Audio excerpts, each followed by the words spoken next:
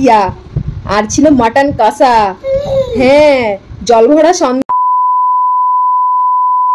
Good morning. এখন বাজে সকাল 10টা। আমরা ঘুম থেকে উঠে গেছি, 1 ঘন্টা হয়ে গেছে। আর ঘুম থেকে উঠেই দেখো সোনা পাপা কি করছে, পাউডার নিয়ে খেলছে।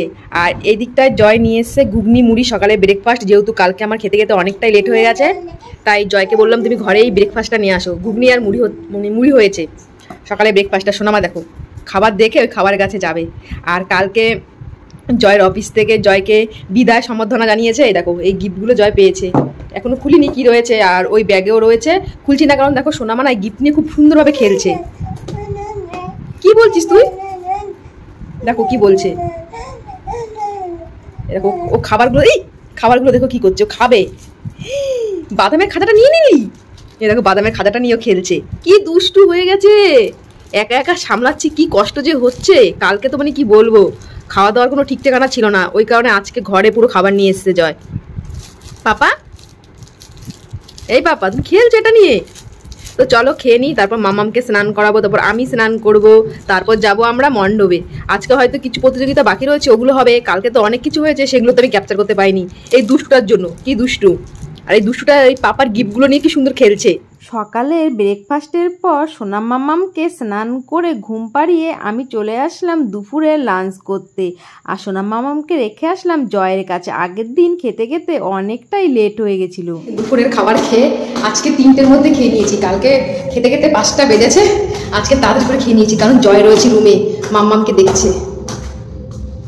হিমা রুম আটকানো কেন? কি করছে মাম্মাম দেখি।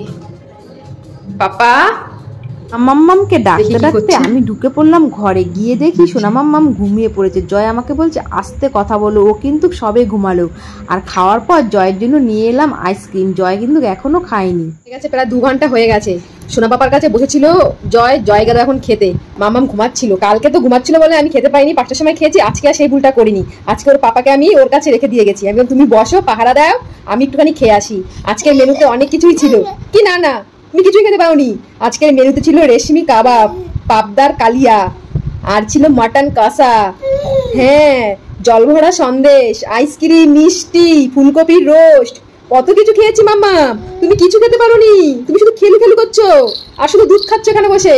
এই যে আর শুধু পাপার এই গিফটগুলো নিয়ে শুধু খেলছে মেয়েটা, তাই না? কিচ্ছু খেতে পারোনি। আমরা মটন খেয়েছি, রেশমি কাবাব খেয়েছি, গোলাপজাম খেয়েছি, আইসক্রিম খেয়েছি, মাছ খেয়েছি, কিচ্ছু খেতে পারোনি, তাই না?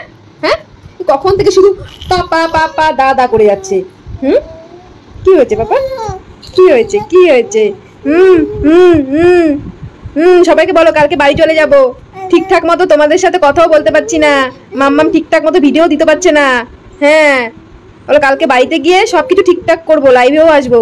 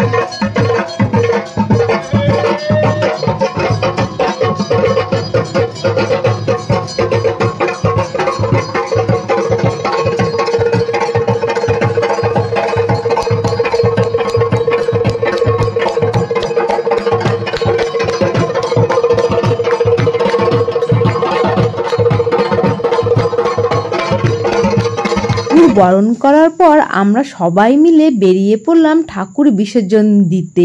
বেশি দূর নয়, পায়ে হেঁটে আমাদের টাইম লাগলো 10 মিনিট। আমরা কিন্তু সবাই খুব মজা করেই যাচ্ছিলাম। হাই রোডটা ধরে আমরা কিন্তু সবাই আস্তে আস্তে হাঁটছি। এটা কিন্তু কান্দি আর বহরমপুর যাওয়ার রাস্তা, প্রচুর গাড়ি ঘোড়া চলে।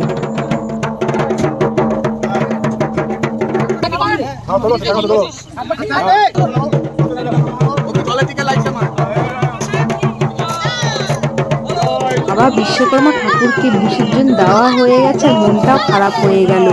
আর হয়তো এই গোকর্ণে আসা হবে না, এটাই হয়তো আমাদের লাস্ট বার এই গোকর্ণর পুজো। खत्म, bye bye, tata, goodbye, गया।